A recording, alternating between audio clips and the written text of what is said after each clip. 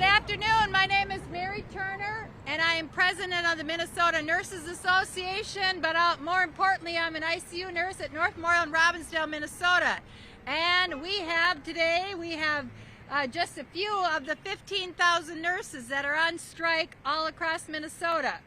We've got 3 hospitals up in Duluth, and we've got 11 hospitals down here that are on strike for 3 days. We start at 7 a.m. and we will run till 7 a.m. on Thursday. Why are we out here? We are out here literally to save our profession. 51% of us could potentially leave the bedside as of next year. 51%, that's a health crisis. Okay, and our employers have told us at the table, they want to make it all about money, that we're just looking for money. I'll tell you what, guys, if all we cared about was money, we'd all be traveling right now. Okay, because during the pandemic, as a COVID ICU nurse at North, I sat next to nurses who made $300 an hour. Believe you me, we don't make no $300 an hour. So if we really were only in this for money, we'd all be traveling right now. Right, nurses? Amen. Yep. But it's not just about that. It is about being able to do the profession how we are obligated to do through the Nurse Practice Act. They're saying that there's no way we're going to have an arbitrator language in our contract. I'm like, okay, fine, we're not going to win that battle. But here is a sentence that we want to have in our contract. If you want to change the staffing on a floor, you have got to get 51% of your nurses to agree to it. They don't want that.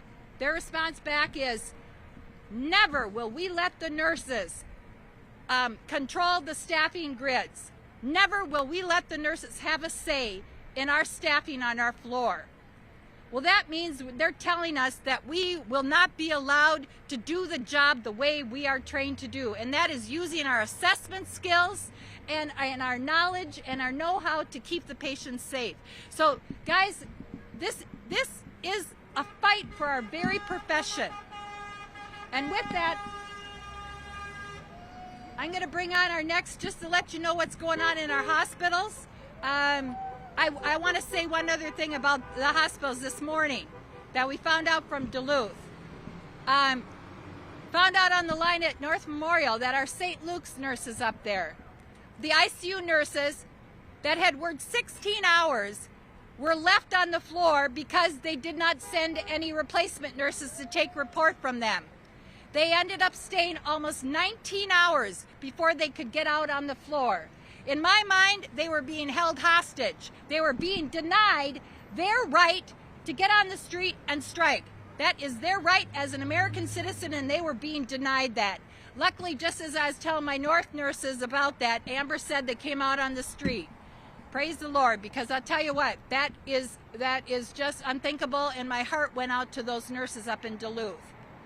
So I just wanted to let you guys know that little story. But otherwise, ambulances, I was down in Minneapolis, ambulances have been coming and going all day, all morning long. They're trying to transfer people here and there. I don't know what they're doing, but they're all over the place. But I'm going to bring up Melissa Cole, who can tell you a little bit what's going on at St. Paul Children's. Thank you, Mary. My name is Melissa Cole. I'm a registered nurse in the Case Management Department at Children's Minnesota St. Paul campus, where I have spent nearly 34 of my 35-year career. This is a sad moment for myself today, my coworkers, but more importantly, the community and the families who rely on us to provide care for their children. The hospital would like you to think that this is all about money. That is simply not true. We are among the 15,000 nurses across the metro and Twin Ports who are out here today to fight for a voice in our working conditions and improvement in the critical staffing crisis facing healthcare. We are fighting to put patients first before corporate healthcare greed. In the last 3 years, nurses at Children's have watched more than 500 of our most dedicated, highly skilled, qualified colleagues leave the bedside due to the moral distress of no longer being able to provide the care and quality they believe your children deserve. In the past 2 years, over 3,500 concern for safe staffing reports have been filed by children's nurses alone. That's more than any other M&A facility in the state. We continue to be forced to do more with less. This means that on over 3,500 occasions, a nurse has felt that they had an assignment that compromised the safety of our children, the standards of care. This is no longer sustainable. 36 hours ago, I sat at the table with children's nursing leadership for our 22nd bargaining session.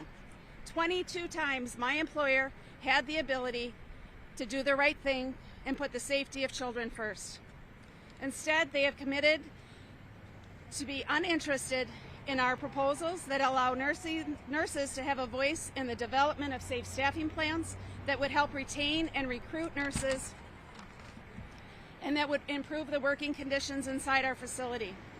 They were unwilling to respond to our latest proposal, instead walking away at midnight on Saturday night and then canceling bargaining sessions that we did actually have scheduled for tomorrow. This is what has forced us to be here today. Nurses are united as we have never been before. We are united in fighting for our profession. We are united in fighting for a fair contract. We are united in fighting for the safe staffing that allows us to provide the absolute best care that we all deserve. Today is historic. 15,000 nurses out in the largest nurses' strike in American history. However, we are not out here to make history. We are here to pave the way for the future of nursing and healthcare. Thank you. And then next is Brittany Henderson from United. Hi, my name is Brittany Henderson. I am an emergency room nurse at United Hospital. I would like to make one thing clear. Nurses want to be in the hospital today. Nurses are angry and disappointed that hospitals are continuing to choose profit over health care. We want, like I said, to be inside that hospital. We don't want to be walking the lines, but we're not willing to continue with the status quo. We are tired of not being heard. We are tired of not being able to provide for our patients the way that we know our patients deserve to be provided for. And I also want to make this very clear. The staffing shortages and crises within the hospital absolutely did not start with this pandemic. It started with lean management and staffing cuts. The pandemic just shed light on it and made it worse. We are the bottom line, standing up, taking care of our patients. We will not allow our community to not be served in the way that they deserve to be served. I would like to bring up Representative Tina Liebling. Thank you.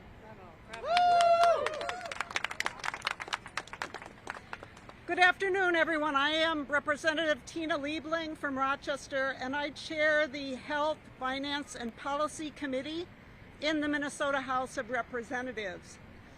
I am in awe of the nurses who are working so hard to help Minnesotans when they are in need.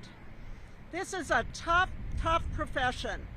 These people are doing it for all the right reasons, and so when they feel the need to walk up the job, leaving their patients behind, we know that this is really serious. This is really a public health crisis for Minnesota. When Minnesotans get sick, when there's a pandemic, where they have any other kind of health crisis, they depend on skilled and caring nurses to be available to take care of them. Hospitals without the nurses are just buildings. We all know that. So we have to be really attentive to this as a state. The hospital administrations that are, these hospitals that are being struck right now have shown incredible tone deafness to the needs of their nurses. And this cannot continue. This is about all of us. This is about our loved ones. This is about our families, our friends, our communities. We need to be listening to the voices of nurses. They are at the bedside. The idea that we're going to have so many nurses leaving the bedside, that we have these shortages, I do not believe for a minute that this is about money. This is about how you're treated. Everybody knows right now how you're treated by your employer means everything. And the idea that nurses are treated as expendable is absolutely unacceptable. So I'm very proud to be here today standing in support of the nurses who are out on strike. And I call on the hospital executives to listen to them, to give them a voice in the interests of all Minnesotans. Thank you very much.